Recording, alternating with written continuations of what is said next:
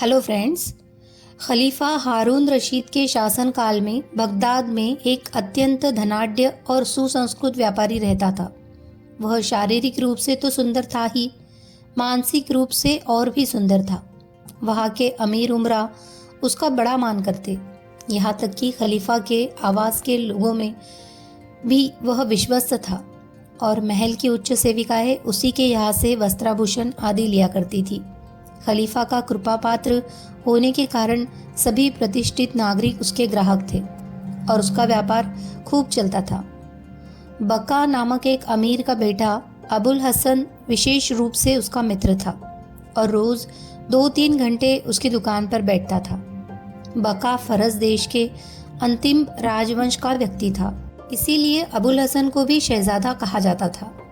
अबुल हसन अत्यंत रूपवान युवक था। जो स्त्री पुरुष भी उसे देखता वह मोहित हो जाता था। इसके अतिरिक्त अबुल हसन बड़ा कला प्रवीण था। गायन, वादन और कविता करने में भी वह अद्वितीय था। वह व्यापारी की दुकान में जब गाना बजाना शुरू कर देता था तो उसे सुनने के लिए लोगों की भीड़ जमा हो जाती थी। एक दिन शहजादा अबुल हसन व्यापारी की दुकान पर बैठा था। उसी समय चितकबरे रंग के खच्चर पर सवार एक युवती आई। उसके आगे पीछे 10 सेविकाएं भी थी। वह सुंदरी कमर में एक सफेद पटका बांधे थी जिसमें 4 अंगुल चौड़ी लेस टंगी हुई थी। वह हीरे मोती जड़े इतने आभूषण पहने थी जिनके मूल्य का अनुमान भी कठिन काम है। उसकी दासियों की सुंदरता भी झिलमिले नकाबों के अंदर से झलक मारती थी। फिर स्वयं स्वामिनी की सुंदरता का क्या कहना। वह युवती अपनी जरूरत का कुछ सामान लेने के लिए उक्त व्यापारी की दुकान पर आई। व्यापारी उसे देखकर झपट कर आगे बढ़ा और अत्यंत स्वागत सत्कार पूर्वक उसे दुकान के अंदर ले आया और एक सज्जित कक्ष में बैठाया। शहजादा अबुल हसन भी एक कम ख्वाब से मड़ी हुई तिपाई ले आया और सुंदरी के सामने उसे रखकर उसके पांव उस पर रखे और झुककर कालीन की उस जगह का चुंबन किया जहां उसके पांव रखे थे। अब उस सुंदरी ने सुरक्षित स्थान समझकर अपने चेहरे का नकाब उतार दिया। शहजादा अबुल हसन उसके अनुपम सौंदर्य को देखकर आश्चर्यचकित रह गया। वह सुंदरी भी शहजादे के मोहक रूप को देखकर मोहित हो गई। दोनों एक दूसरे के प्रेम पाश में जकड़ गए। सुंदरी ने कहा कि आप बैठ जाए, मेरे सम्मुख आपका खड़े रहना ठीक नहीं। अबुल हसन बैठ तो गया किंतु चित्रवत उसे देखता ही रहा। वह सुंदरी शहजादे की दशा से समझ गई कि यह मुझ पर मुग्ध है।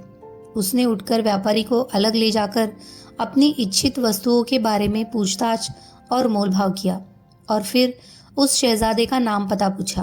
व्यापारी ने कहा, महोदया, यह नौजवान अबुल हसन है। यह बका का पुत्र है। इसका दादा ईरान का अंतिम बादशाह था। इसके परिवार की कई कन्याएं खलीफा के वंश में ब्याही गई है। वह सुंदरी इस बात से बड़ी प्रसन्न हुई कि उच्च वंशीय है।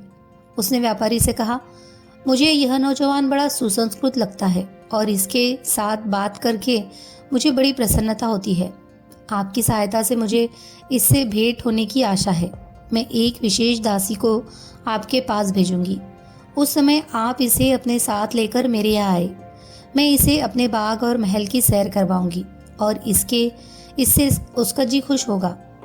आप मुझ पर कृपा करके इसे अपने साथ जरूर लाए। व्यापारी समझ गया कि सुंदरी भी शहजादे पर मुग्ध है। उसने शहजादे को लाने का वादा किया। इसके बाद वह अनिंद्य सुंदरी अपने रूप की छटा बिखेरती हुई अपने घर को चल दी। शहजादा बड़ी देर तक टकटकी लगाए उस मार्ग को देखता रहा जहां से होकर वह गई थी। काफी देर इसी तरह बीती तो व्यापारी ने कहा, भाई, यह तुम्हें क्या हो गया है? एक ही जगह पागल की तरह देखे जा रहे हो।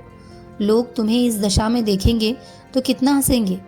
तुम अपने को संभालो और दूसरी बातों में ध्यान लगाओ। शहजादे ने कहा, मित्र, यदि तुम मेरे हृदय की दशा जानते तो शायद ऐसा न कहते। जब से मैंने उस मनमोहिनी को देखा है मैं उसी का हो रहा हूँ। उसका ध्यान बिल्कुल नहीं भुला पा रहा हूँ। भगवान के लिए यह तो बताओ कि उसका नाम क्या है और वह कहाँ रहती है। व्यापारी ने कहा, मेरे प्यारे मित्र, इस सुंदरी का नाम शमसुन निहार है। यह खलीफा की सबसे चहीती सेविका है। अबुल हसन ने कहा, यह सुंदरी यथा नाम तथा गुण है। शमसुन निहार का अर्थ है दोपहर का सूर्य। इसका सौंदर्य वास्तव में दोपहर की सूर्य की भांति प्रखर है, जिस पर निगाह नहीं ठहरती। इसीलिए एक बार इसे देखने पर मैं और कुछ देख नहीं पा रहा हूँ। व्यापारी ने समझाना चाहा कि उस सुंदरी के प्रेम में फंसना ठीक नहीं है। उसने कहा, यह खलीफा की सबसे प्यारी सेविका है और वे इसे इतना मानते हैं कि मुझे कह रखा है कि इसे जिस चीज़ की ज़रूरत हो इसे तुरंत दी जाए। यह मेरा निश्चित आदेश है। इस प्रकार व्यापारी ने और भी बातें कही कि खलीफा का प्रेम प्रतिद्वंदी बनने में जान का खतरा है, लेकिन अबुल हसन पर उसके समझाने बुझाने का कोई प्रभाव नहीं पड़ा और वह शमसुन निहार के लिए तड़पता रहा। यह सब चल रहा था कि एक दिन शमसुन निहार की भेजी हुई विशेष दासी आई। उसने चुपके से व्यापारी से कहा कि स्वामिनी ने आपको और शहजादे को बुलाया है। वे दोनों तुरंत उसके साथ हो लिए। शमसुन निहार खलीफा के विशाल राजप्रसाद के एक कोने में बने हुए भव्य आवास में रहती थी।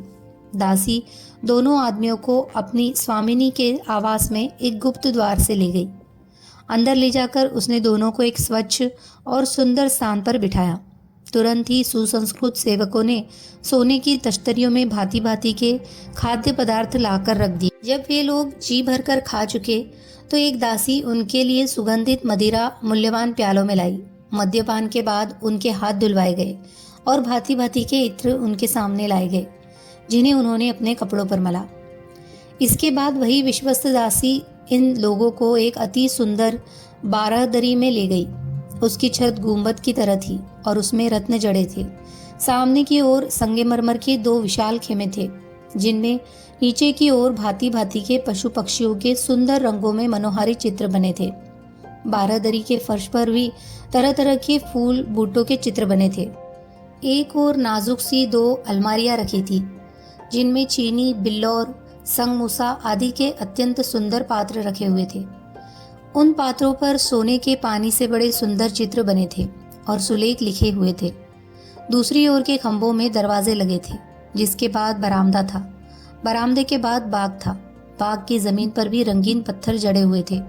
बारादरी के दोनों ओर 2 सुंदर और बड़े हौज थे, जिनमें सैकड़ों फव्वारे छूट रहे थे।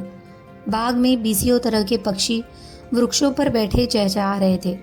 यह लोग उस अनुपम शोभा का आनंद ले ही रहे थे कि बहुत सी दासियां जो सुंदर वस्त्राभूषण पहने थी आई और बारादरी में बिछी हुई सुनहरे काम की चौकियों पर बैठ गई और तरह तरह के वाद्य यंत्र अपने सामने रखकर उन्हें ठीक करने लगी, ताकि आज्ञा मिलते ही गाना बजाना शुरू कर दे।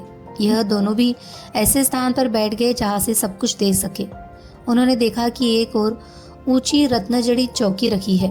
व्यापारी ने शहजादे से चुपके से कहा, अनुमानतः यह बड़ी चौकी स्वयं शमसुन निहार के बैठने के लिए है। ये महल खलीफा के राजप्रसाद ही का एक भाग है, किंतु इसे विशेष रूप से शमसुन निहार के लिए बनवाया गया है।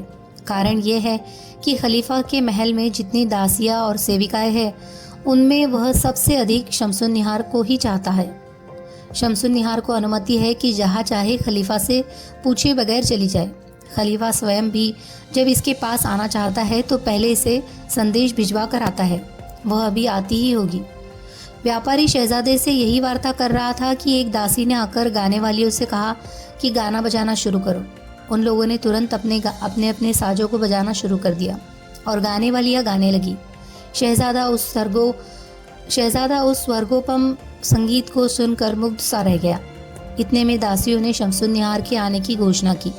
शहजादा भी संभल कर बैठ गया। सबसे पहले वही विशेष और मुख्य दासी आई, जिसने 10 मजदूरिनों से उठवाकर बड़ी चौकी शहजारे के बैठने की जगह के पास रखवाई। फिर कई हबशीन बांधियां हथियार लेकर उस चौकी के पीछे पंक्तिबद्ध होकर खड़ी हो गई। 20 गायिकाएं और वाद्यकर्मियां सामने खड़ी हो गई, जहां से वह आने वाली थी। कुछ ही देर में मंद मंद हंस गति से चलती हुई शमसुन निहार उन्हीं प्रतीक्षारत सेविकाओं के मध्य अपनी चौकी की ओर आने लगी। उसकी दासियां भी सुंदर थी, किंतु उसके रूप की छटा सबसे निराली थी। वह सिर से पांव तक रत्न जड़ित आभूषणों से लदी थी और 2 दासियों के कंधों पर हाथ रखे हुए धीरे धीरे चल रही थी। वह आकर अत्यंत शालीनतापूर्वक अपने आसन पर विराजमान हुई। बैठने के बाद उसने संकेत से उसका अभिवादन किया। फिर शमसुन निहार ने गाने बजाने वाली सेविकाओं को आज्ञा दी कि अपनी कला का प्रदर्शन करे। हबशीनों ने गाने वालियों की चौकियां उस जगह के समीप लगा दी जहां व्यापारी और शहजादे की चौकी बिछी थी। वे गाने वालियां व्यवस्थापूर्वक अपनी चौकियों पर बैठ गई। शमसुन निहार ने एक गाने वाली से कहा कि कोई श्रृंगारिक राग गाओ। उसने अत्यंत मृदु स्वर में एक तड़पता हुआ गीत गाया। यह गीत शहजादे और शमसुन निहार की दशा को व्यक्त कर रहा था। शहजादा भावातिरेक में बेहाल हो गया। उसने एक वादिका से बांसुरी ली और बांसुरी पर तड़पते हुए प्रेम की एक ध्वनि निकाली और बहुत देर तक उसे बजाता रहा। जब उसने बजाना खत्म किया तो शमसुन निहार ने वही बांसुरी उससे ली और एक हृदयग्राही ध्वनि निकाली जिसमें शहजादे की बजाई रागिनी से अधिक तड़प थी। शहजादे ने फिर एक वाद्य यंत्र लिया और एक अति मोहक रागिनी उस पर बजानी शुरू की। अब ऐसा वातावरण हो गया कि शहजादा और शमसुन निहार इतने प्रेम विवल हो गए कि उनका संयम जाता रहा। शमसुन निहार अपनी चौकी से उठकर 12 दरी के अंदरूनी हिस्से में जाने लगी। शहजादा भी उसके पीछे चल दिया। 2 क्षण बाद ही दोनों आलिंगनबद्ध हो गए और सुध बुध खोकर जमीन पर गिर पड़े। दासियों ने दौड़कर दोनों को संभाला और बेदमुश का अरक छिड़क कर दोनों को चैतन्य किया।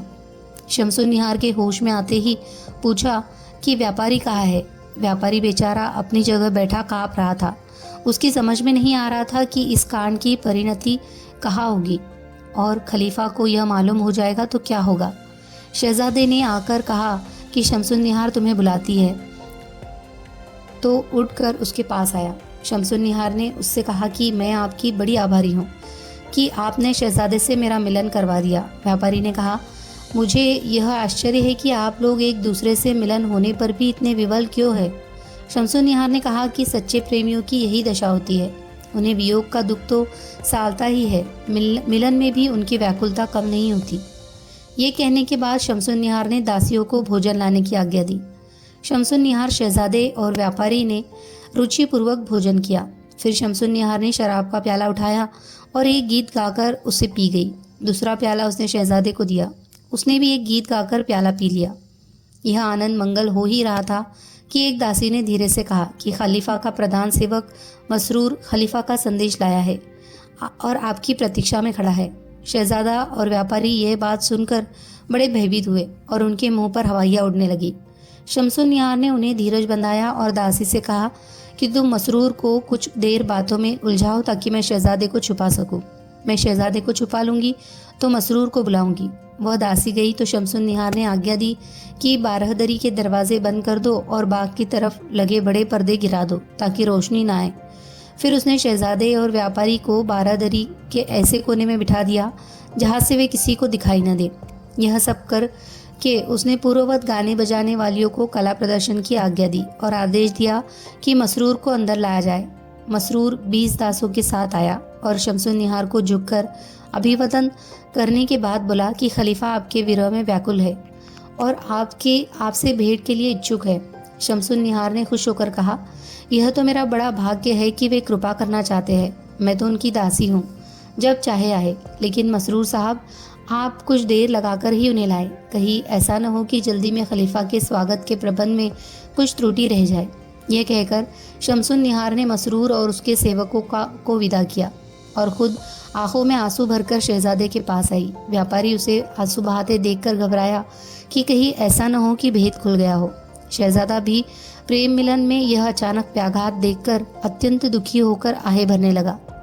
इतने ही में एक विश्वसनीय दासी ने शमसुन निहार से कहा कि आप बैठी क्या कर रही है। नौकर चाकर आने लगे हैं और खलीफा किसी भी समय आ सकते हैं। शमसुन निहार ने सर्द आह खींच कर कहा कि भगवान भी कैसा निर्दयी है कि मिलन होते ही विरह का दुख हम पर डाल दिया। यह कहकर उसने दासी से कहा, इन दोनों को ले जाकर उस मकान में रखो जो बाग के दूसरे कोने पर है। इन्हें बिठाकर मकान में ताला लगा देना। फिर अवसर पाने पर इन्हें मकान के गुप्त द्वार से निकालकर दजला नदी के किनारे ले जाकर नाव पर बिठा देना। यह कहकर उसने शहजादे का आलिंगन करके उससे विदा किया।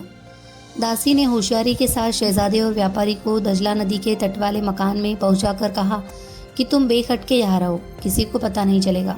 यह कहकर दासी तो मकान में बाहर से ताला लगाकर चली गई, किंतु ये दोनों काफ़ी देर तक इधर उधर घूम कर देखते रहे कि शायद कहीं भागने का रास्ता मिल जाए, किंतु उन्हें कोई रास्ता नहीं मिला। फिर उन्होंने झरोखे से देखा कि खलीफा के अंगरक्षक पैदल और सवार बाग में आ रहे हैं। वह देखकर इन दोनों के प्राण सूखने लगे। फिर देखा कि एक ओर से बहुत से नौजवान सेवक हाथों में मोमबत्तियां लिए आ रहे हैं। उनके पीछे 100 हथियारबंद अंगरक्षक है और उनके मध्य खलीफा और उसका प्रधान भृत्य मसरूर है। जब खलीफा रात को किसी प्रेसी के घर जाता था तो पूरी सुरक्षा का प्रबंध किया जाता था। शमसुन्निहार अपने मकान से निकलकर 20 सुंदर सुसज्जित दासियों के साथ खलीफा के स्वागत के लिए बाग में आ गई। उसके साथ ही दासियां स्वागत गान गाने लगी। खलीफा आया तो शमसुन्निसार आगे बढ़ी और उसने सिर खलीफा के पांव पर रख दिया। खलीफा ने उसे उठाकर सीने से लगाया और कहा, तुम पैरों पर न गिरो, मेरे बगल में बैठो ताकि मैं तुम्हारे सौंदर्य को देखकर तृप्त हो। शमसुन्निहार खलीफा के बगल में बैठी और उसने एक गाने वाली को इशारा किया। गाने वाली ने एक विरह संबंधी गीत बड़े करुण स्वर में गाया। खलीफा ने समझा कि यह मेरी उपेक्षा से पैदा हुए अपने विरह दुख की अभिव्यक्ति करना चाहती है, जबकि वास्तविकता यह थी कि शमसुन्निहार शहजादे के विरह में अपनी दशा की अभिव्यक्ति चाहती थी। शमसुन्निहार यह विरह गीत सुनकर इतनी विवल हुई कि गश खाकर गिरने लगी। दासियों ने दौड़कर उसे संभाला। उधर शहजादा भी उस गीत को सुनकर इतना व्याकुल हुआ कि अचेत होकर गिर पड़ा। उसे व्यापारी ने संभाला। कुछ ही क्षणों में वही विश्वस्त दासी आकर व्यापारी से कहने लगी, तुम दोनों का यहाँ रहना ठीक नहीं है, जल्दी से जल्दी यहाँ से चले जाओ। वहाँ सभा के रंग ढंग अच्छे नहीं दिखाई देते, किसी क्षण भी कोई बात हो सकती है। व्यापारी बोला, तुम यह तो देखो कि शहजादा बेहोश हो गया है, ऐसी दशा में हम लोग बाहर किस तरह जा सकते हैं। दासी झपट कर पानी और बेहोशी में सुंघाने वाली दवा ले आई और इस तरह शहजादा अपने होश में आया। अब व्यापारी ने शहजादे से कहा कि हम लोगों का यहाँ रहना खतरनाक है, हमें तुरंत यहाँ से चल देना चाहिए। इसके बाद वह दासी दोनों को गुप्त द्वार से बाहर निकालकर उस नहर पर ले लाई जो बाग से होकर जाती थी और दजला नदी से मिलती थी। वहां पहुंचकर उसने धीरे से आवाज लगाई। एक आदमी नाव खेता हुआ उस स्थान पर आ गया। दासी ने उन दोनों को नाव पर बिठा दिया। माझी शीघ्रता से नाव खेता हुआ दजला नदी में ले गया। शहजादे की हालत अब भी खराब थी। व्यापारी उसे बराबर समझाता रहा था कि तुम अपने को संभालो, हमें दूर जाना है। अगर इस अरसे में हमें गश्त के सिपाही मिल गए तो हमारी जान के लाले पड़ जाएंगे, क्योंकि वे हमें चोर समझेंगे। खुदा खुदा करके यह लोग एक सुरक्षित स्थान पर नाव से उतरे, किंतु न शहजादे की मानसिक अवस्था ही ठीक थी, न उसमें चलने की शक्ति ही अधिक थी। व्यापारी इसी चिंता में था कि क्या किया जाए। अचानक उसे याद आया कि उस जगह के समीप ही उसका एक मित्र रहता है। वह शहजादे को किसी तरह खींच खाच कर अपने मित्र के घर ले गया। मित्र उसे देखते ही दौड़ा आया। उसने दोनों को अपनी बैठक में लाकर बिठाया और पूछा कि तुम ऐसी हालत में कहाँ से आए हो। व्यापारी ने कहा, अजीब झंझट में पड़ा हूँ। एक आदमी पर मेरा काफ़ी रुपया उधार है। मुझे मालूम हुआ कि वह शहर छोड़कर भाग जा रहा है। मुझे उसका पीछा करके अपना रुपया वसूल करने की चिंता हुई। यह आदमी जो मेरे साथ है उस भगोड़े को जानता है। इसकी मदद से मैंने उसका पीछा किया, किंतु मेरा यह साथी रास्ते में अचानक बीमार हो गया। वह भगोड़ा भी मेरे हाथ से निकल गया और इस बीमार साथी को भी मुझे संभालना पड़ रहा है। अब हम लोग रात को यहाँ रहेंगे और सुबह ही यहाँ से चलेंगे। व्यापारी का मित्र शहजादे की चिकित्सा का यत्न करने लगा, किंतु व्यापारी ने कहा कि तुम चिंता न करो, यह रात भर आराम से सोएगा तो सुबह घर जाने योग्य हो जाएगा। मित्र ने दोनों के बिस्तर एक हवादार कमरे में लगा दिए। शहजादा सो तो गया, लेकिन कुछ ही देर में उसके स्वप्न में देखा कि शमसुन्निहार मूर्छित होकर खलीफा के पाँव में गिर पड़ी है। वह जागकर फिर रोने बिसुरने लगा। व्यापारी भी खुदा खुदा करके रात काट रहा था ताकि सुबह होते ही अपने घर पहुंचे। वो जानता था कि उसके घर वाले चिंता में पड़े होंगे, क्योंकि वह कभी रात को घर से बाहर नहीं रहता था। सुबह होते ही वह मित्र से विदा हुआ और शहजादे को लेकर अपने घर पहुंचा। उसे देखकर घर वालों को धैर्य हुआ। उसने बात बना दी कि व्यापार के एक जरूरी काम से उसे अचानक बाहर जाना पड़ गया था। अपने हृदय में वह भगवान को धन्यवाद देता था कि कितनी खतरनाक जगह से प्राण बचाकर निकल आने में सफल हुआ था। शहजादा 2-3 दिन व्यापारी के घर रहा। फिर उसके रिश्तेदार आए और उसे उसके घर ले गए। विदा होते समय शहजादे ने व्यापारी से कहा, भाई तुम मेरी दशा को भुला न देना। जब से मैंने स्वप्न में शमसुन्निहार को अचेत देखा है, मेरी अवस्था बड़ी शोचनीय हो गई है। उसका कुछ हाल मिले तो मुझसे ज़रूर कहलवा देना। व्यापारी ने कहा, तुम चिंता न करो, वह विशेष दासी जरूर शमसुन्निहार का समाचार मुझ तक पहुंचाएगी। व्यापारी 2-3 दिन बाद शहजादे को देखने उसके घर गया तो देखा कि वह बिस्तर पर पड़ा करा रहा है और उसके रिश्तेदार और कई हकीम उसके बिस्तर के आसपास बैठे परिचर्चा कर रहे हैं। उन लोगों ने व्यापारी को बताया कि हकीम लोग बहुत प्रयत्न कर रहे हैं किंतु शहजादे को कोई लाभ नहीं हो रहा है। 2 क्षण बाद शहजादे ने आंखें खोली और व्यापारी को देखकर मुस्कुराया, बल्कि हंसने भी लगा। हंसी के 2 कारण थे, एक तो यह कि व्यापारी आया है और शमसुन्निसार की खबर लाया होगा, दूसरा यह है कि हकीम लोग बेकार ही सिर खपा रहे हैं क्योंकि इस रोग का उनके पास कोई इलाज नहीं है। शहजादे ने हकीमों और रिश्तेदारों से कहा, मैं इनसे अकेले में बात करना चाहता हूँ। उनके जाने पर उसने व्यापारी से कहा, मित्र, तुम देख रहे हो कि इस अनिंद्य सुंदरी का वियोग मुझे किस तरह घुला घुला कर मारे डालता है। सारे कुटुंबीजन और मित्रगण मेरी यह अवस्था देखकर बराबर दुखी रहते हैं। उन लोगों को दुखी देखकर मेरा दुख और बढ़ता है। मुझे अपना हाल उनसे कहने में लज्जा भी आती है, इसीलिए मैं जी ही जी में घुटता जा रहा हूँ। तुम्हारे आने से मुझे बड़ा धैर्य हुआ। अब तुम बताओ कि शमसुन्निहार का क्या समाचार लाए हो? उस दासी ने तुमसे कब तक बात की और अपनी स्वामिनी का क्या हाल बताया? व्यापारी ने बताया कि दासी अभी तक नहीं आई है। शहजादा यह सुनकर आंसू बहाने लगा। व्यापारी ने कहा कि तुम्हें चाहिए कि अपने को संभालो, रोने से कुछ भला तो होना नहीं है। शहजादा बोला कि मैं क्या करूं, मैं लाख अपने को संभालता हूं किंतु संभाल नहीं पाता। व्यापारी ने कहा, तुम बेकार की चिंता न करो, दासी आज नहीं तो कल आएगी ही और शमसुन्निहार की कुशलता का समाचार देगी। इस प्रकार उसे बहुत कुछ धैर्य बंधाकर व्यापारी अपने घर आया। घर आकर देखा कि शमसुन्निहार की दासी उसकी प्रतीक्षा कर रही है। उसने व्यापारी से कहा कि अपना हाल बताओ कि तुम पर और शहजादे पर महल से निकलकर क्या बीती, क्योंकि विदा के समय शहजादे की हालत अच्छी नहीं थी। व्यापारी ने मार्ग के कष्ट और शहजादे की लंबी खींचती बीमारी का उल्लेख किया। दासी ने कहा, स्वामिनी का भी यही हाल है जो शहजादे का है। तुम्हें विदा करके जब मैं उनके महल में गई तो देखा कि बेहोश है। खलीफा को भी आश्चर्य था कि वह बेहोश क्यों हो गई। उसने हम लोगों से इस बेहोशी का कारण पूछा तो हम असली भेद को छुपा गए। हमने कहा, हमें कुछ नहीं मालूम, हम लोग केवल रोते धोते रहे। कुछ देर में स्वामिनी की आंखें खुली। खलीफा ने पूछा, शमसुन्निहार, यह बेहोशी तुम्हें क्यों आ गई? स्वामिनी ने कहा, आपने अचानक मुझ पर इतनी कृपा की कि स्वयं आकर कृतार्थ किया। इसी आनंदातिरेक में मैं न संभाल सकी और अचेत हो गई। मैं बड़ी हतभागिनी हूँ कि आपने तो मुझ पर इतनी कृपा की और मैंने आपको चिंता में डाला। खलीफा ने कहा, हम जानते हैं कि तुम्हें हमसे बड़ा प्रेम है, हम इस बात से बड़े प्रसन्न भी है। अब तुम किसी और कमरे में न जाना, यही बिस्तर लगवाकर सो जाना। ऐसा न हो कि चलने फिरने से तुम्हारी तबीयत और ख़राब हो जाए। यह कहकर खलीफा ने विदा ली। उसके जाने के बाद स्वामिनी ने मुझे संकेत से अपने पास बुलाया और तुम लोगों का हाल पूछा। मैंने कहा कि वे दोनों आनंद पूर्वक सकुशल यहाँ से चले गए। मैंने उन्हें शहजादे के बेहोश हो जाने की बात नहीं बताई। फिर भी उसने रो कर कहा, शहजादे, न जाने मेरे विछोह में तुम पर क्या बीती होगी। यह कहकर वह फिर से बेहोश हो गई। दासियों ने दौड़कर उनके मुंह पर बेदमुश का अरक छिड़का तो वे होश में आई। मैंने कहा, स्वामिनी, क्या आप इस तरह जान देगी और हम सबको मारेगी? आपको अपने प्रिय शहजादे की सौगंध है, अपना मन दूसरी बातों से बहलाए। उन्होंने कहा, तुम ठीक कहती हो, लेकिन मैं क्या करूं, मन ही वश में नहीं है। फिर उसने दासी को हटा दिया, सिर्फ मुझे अपने पास रहने को कहा। रात भर वह शहजादे का नाम ले लेकर रोती रही। सुबह मैं उसे उठाकर उसके मुख्य विश्राम कक्ष में ले गई। वहाँ खलीफा के आदेश से भेजा हुआ हकीम पहले से ही से मौजूद था।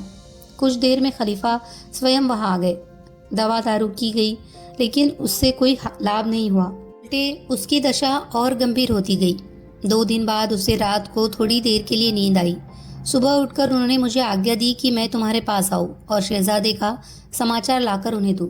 व्यापारी ने कहा, उनसे कहो शहजादा बिल्कुल ठीक ठाक है, किंतु शमसुन्निहार की बीमारी की बात सुनकर बड़ा चिंतित है। उनसे ये भी कहना कि वे ध्यान रखें कि खलीफा के सामने उनके मुंह से कोई ऐसी बात न निकल जाए जिससे हम सब मुसीबत में फंस जाए। व्यापारी ने दासी से यह कहकर उसे विदा किया। और स्वयं शहजादे के समीप गया और उसे बताया कि शमसुन निहार ने तुम्हारा हाल पूछने के लिए दासी भेजी थी। उसने दासी से सुनी हुई बातें विस्तार पूर्वक शहजादे को बताई। शहजादे ने व्यापारी को रात भर अपने पास रखा। सुबह व्यापारी अपने घर आया। कुछ ही देर हुई थी कि शमसुन निहार की दासी उसके पास आई और उसे सलाम करके कहा कि स्वामिनी ने यह पत्र शहजादे के लिए भेजा है। व्यापारी उस दासी को लेकर शहजादे के पास गया और बोला कि शमसुन निहार ने तुम्हारे लिए यह पत्र भेजा है और साथ ही अपनी दासी को तुम्हारी कुशलता जानने के लिए भेजा है। शहजादा यह सुनकर उठ बैठा। उसने दासी को बुलाकर पत्र उससे लिया और पत्र को चूमकर उसे आंखों से लगाया। पत्र में शमसुन निहार ने अपनी वियोग व्यथा का वर्णन किया था। शहजादे ने उसका उत्तर लिखकर दासी को दे दिया। शहजादे से विदा होकर दासी और व्यापारी अपने अपने घर गए। व्यापारी चिंता में पड़ गया कि यह दासी रोज रोज मेरे पास आती है और मुझे रोज रोज उसे लेकर शहजादे के पास जाना पड़ता है। शहजादा और शमसुन निहार तो एक दूसरे के प्रेम में पागल है, किंतु अगर खलीफा को पता चलेगा तो मैं मुफ्त में मारा जाऊंगा। मेरी सारी प्रतिष्ठा मिट्टी में मिल जाएगी और क्या जाने जान पर भी बनाए और मेरे परिवार पर भी मुसीबत पड़े। इससे अच्छा है कि मैं यह नगर ही छोड़ दूं और कहीं और जा बसूं। एक दिन व्यापारी इसी चिंता में अपनी दुकान पर बैठा था कि उसका एक मित्र जो जौहरी था उससे मिलने को आया। वह बराबर व्यापारी के पास शमसुन निहार की दासी को आते और फिर दोनों को शहजादे के पास जाते देख रहा था। व्यापारी को चिंतित देखकर वह समझा कि इस पर कोई बड़ी विपत्ति पड़ी है। अतएव उसने पूछा कि खलीफा के महल की दासी तुम्हारे पास क्यों आया करती है? व्यापारी को इस प्रश्न से भय हुआ। उसने कहा कि यूं ही कुछ लेन देन के काम से आती है। जौहरी ने कहा, लेन देन नहीं, कोई और बात है। व्यापारी ने जब देखा कि जौहरी को उसके उत्तर से संतोष नहीं हुआ तो उसने तय किया कि उसे पूरा हाल बता ही देना ठीक है। उसने भेद गुप्त रखने का वचन लेकर उससे कहा, शमसुन निहार और फारस का शहजादा एक दूसरे से प्रेम करते हैं और मेरी मध्यस्थता से एक दूसरे का हाल पाते हैं। मैं सोचता हूँ कि कहीं यह बात खलीफा को ज्ञात हो गई तो भगवान जाने मेरा क्या हाल होगा। इसीलिए अब मैं सोचता हूँ कि यहाँ का कारोबार समेटकर बसरा चला जाऊँ और वहीं बस जाऊँ। जौहरी को यह सुनकर आश्चर्य हुआ। कुछ देर में उसने विदा ली। 2 दिन बाद वह व्यापारी की दुकान पर आया तो उसे बंद पाया। वह समझ गया कि व्यापारी यहाँ का हिसाब समेटकर बसरा को चला गया है। जौहरी के हृदय में शहजादे के लिए बड़ी करुणा उपजी। बेचारे का एकमात्र सहारा वह व्यापारी था और वह भी चला गया। इसीलिए उसने सोचा कि व्यापारी के स्थान पर वह स्वयं शहजादे का सहायक हो जाए। वह शहजादे के पास गया। शहजादे ने यह जानकर कि वह प्रतिष्ठित जौहरी है उसका सम्मान किया और बिस्तर से उठकर बैठ गया और पूछा कि मेरे लायक क्या काम है। जौहरी ने कहा, यद्यपि मैं पहली बार आपसे मिला हूँ तथापि मैं आपकी सेवा करना चाहता हूँ। इस समय एक बात पूछना चाहता हूँ। शहजादे ने कहा कि जो पूछना चाहे खुशी से पूछिए। जौहरी ने कहा, अमुक व्यापारी आपका बड़ा मित्र था। आप मुझे भी उसी की तरह विश्वसनीय समझे। वो कह रहा था कि मैं बगदाद छोड़कर बसरा जा बसूंगा। आज मैं उसकी दुकान पर गया तो बंद पाया। मैं समझता हूँ कि व्यापारी वास्तव में बसरा में जा बसा है। क्या आप बता सकेंगे कि उसके बगदाद छोड़ने और बसरा जाने के क्या कारण है? शहजादा जौहरी की बात सुनकर पीला पड़ गया और बोला, क्या तुम्हारी यह बात ठीक है कि व्यापारी बगदाद छोड़ गया? जौहरी ने कहा कि मेरा तो यही विचार है। शहजादे ने अपने एक नौकर से कहा कि व्यापारी के घर जाकर पता लगाए कि वह कहाँ है। सेवक ने कुछ देर बाद आकर कहा कि व्यापारी के घर वाले कहते हैं कि वो 2 दिन हुए बसरा चला गया है और वहीं रहेगा। नौकर ने चुपके से यह भी बताया कि किसी अमीर महिला की दासी आपसे मिलने आई है। शहजादा समझ गया कि शमसुन निहार की ही दासी होगी। उसने उसे बुलाया। जौहरी उसके आने के पहले उठकर दूसरे कक्ष में जा बैठा। दासी ने आकर शहजादे की दशा अधिक अच्छी देखी और उससे कुछ बातें करके विदा हुई। अब जौहरी फिर आकर शहजादे के पास बैठा और कहने लगा कि आपका तो खलीफा के महल से बड़ा संपर्क जान पड़ता है। शहजादे ने चिढ़कर कहा, तुम ये कैसे कह सकते हो? क्या तुम्हें मालूम है कि यह स्त्री कौन है? जौहरी ने कहा, मैं इसको और इसकी स्वामिनी को अच्छी तरह जानता हूँ। यह खलीफा की चहेती सेविका शमसुन निहार की दासी है और अपनी मालकिन के साथ आया करती है, जो कि मेरे दुकान से जवाहरात खरीदने आती रहती है। मैंने इसे कई बार उस व्यापारी के पास भी आते जाते देखा है। शहजादा यह सुनकर डर गया कि यह आदमी हमारे सारे भेद जानता है। वह एक क्षण चुप रहकर बोला, मुझसे सच सच कहो कि क्या तुम इस दासी के यहाँ आने का भेद जानते हो? जौहरी ने व्यापारी से हुई सारी बातें शहजादे को बताई और कहा, मैं आपके पास इसी कारण से उपस्थित हुआ हूँ। व्यापारी के चले जाने के बाद आप पर मुझे बड़ी दया आई कि आपका मध्यस्थ कौन होगा। मैंने तय किया कि व्यापारी की जगह मैं आपका विश्वास पात्र सेवक बनकर कार्य करूं। मुझे अधिक विश्वसनीय व्यक्ति आपको और कोई नहीं मिलेगा।